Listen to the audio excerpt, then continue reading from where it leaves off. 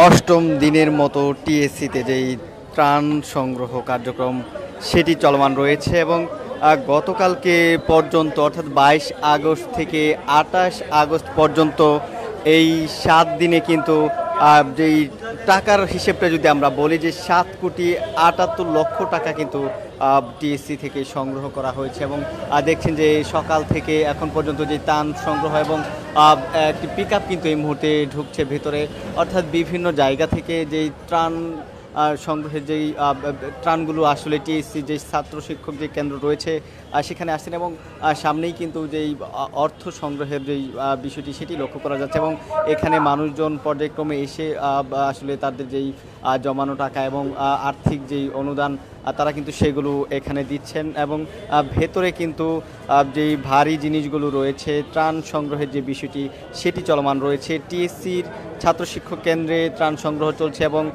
ঢাকা বিশ্ববিদ্যালয়ের যেই central field রয়েছে সেখানে কিন্তু তাদের যে কার্যক্রম সেটি কিন্তু চলমান রয়েছে। বন্যার যেই বিষয় 11টি জেলা যে প্লাবিত হয়েছে সেই 11টি জেলার মধ্যে মানুষের যেই বিপর্যস্ত অবস্থা সেটি আসলে যেন উত্তরণ করা যায় সেই জন্যই কিন্তু বৈষম্য বিরোধী ছাত্র আন্দোলনের পক্ষ থেকে এবং ঢাকা বিশ্ববিদ্যালয়ের শিক্ষার্থী যারা রয়েছেন তারা কিন্তু এই যে ত্রাণ সংগ্রহের যে কার্যক্রম সেটি কিন্তু তারা চলমান রেখেছেন এবং এখন দেখছেন যে একজন খামে করে টাকা নিয়ে এসেছেন জমানো টাকা, তিনি কিন্তু এখন এই টাকাটা আসলে এইখানে রাখবেন।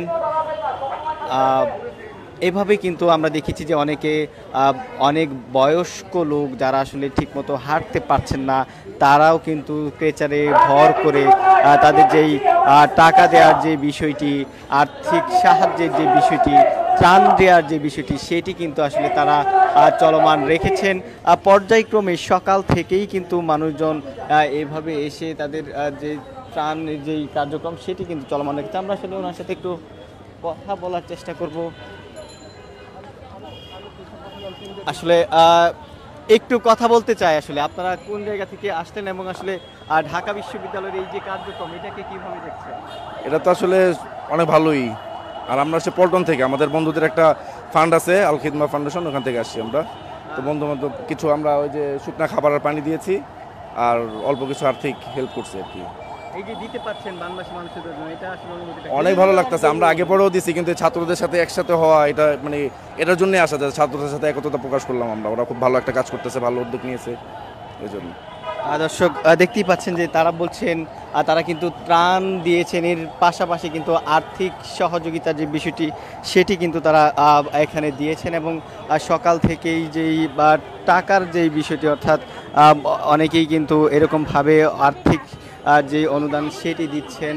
সারা দেশে যেই বন্যাতদের সহযোগিতায় গণত্রাণ কর্মসূচি টিএসসি এলাকায় অর্থাৎ সেখান থেকে তাদের যেই আর্থিক সহযোগিতা যে বিষয়টি সেটি কিন্তু চলমান রেখেছেন এবং সকাল থেকেই মানুষজন এখানে এসে তাদের যেই টাকা দেওয়ার যে বিষয়টি সেটি কিন্তু চলমান রয়েছে। এই 7 দিনে কিন্তু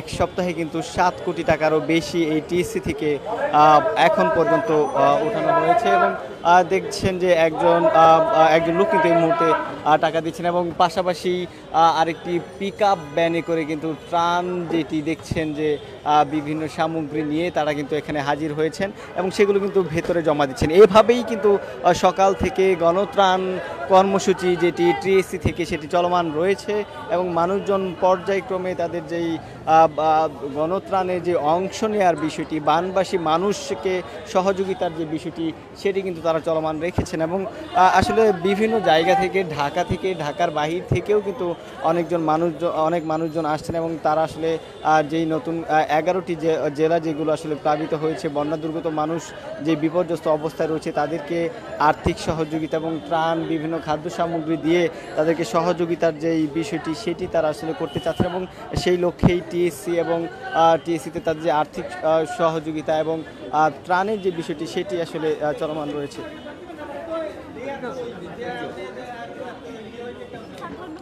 একটু কথা বলতে চাই, আসলে এই যে ত্রাণ কর্মসূচি গত দিন থেকে আজকে কিরকম লক্ষ্য করছেন?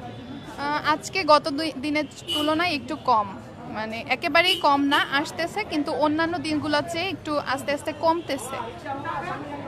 ঢাকা বিশ্ববিদ্যালয় থেকে এরকম একটা উদ্যোগ গণত্রাণ কর্মসূচি, এইটার অনুভূতিটা আসলে কিরকম বা এটাকে কিভাবে দেখছেন? এটা তো দেশবাসী বলতে পারবে, সবাই দেখতেছে, যারা এখানে ডোনেট করছে আমরা তাদের প্রতি কৃতজ্ঞ। আর আমরা এখানে কাজ করতে পেরেও আসলে ভালো লাগছে। এই বাংলাদেশ আমরা আগে কখনো দেখি নাই, যে এমন সম্প্রীতির বাংলাদেশ, কোনো ধর্ম বর্ণ নির্বিশেষে সবাই এখানে আসতেছে, সবাই মানুষের পাশে দাঁড়াচ্ছে। আসলে মানুষের পরিচয়টাই এখানে বড় হয়ে আসছে। এখানে মানে সারা দেশের মানুষ যেভাবে আমাদেরকে সাড়া দিচ্ছে, আমরা সত্যিই অভিভূত। এই বাংলাদেশ আমরা জন্মের পরে দেখি নাই বলতে পারি। এত তো মানুষ টাকা দিচ্ছে, আসলে ছাত্রদের প্রতি মানুষের যে বিশ্বাসের জায়গাটা, সেটা কি আগে থেকে এখন একটু বেশি কিনা, বা বিশ্বস্ত জায়গাটা আসলে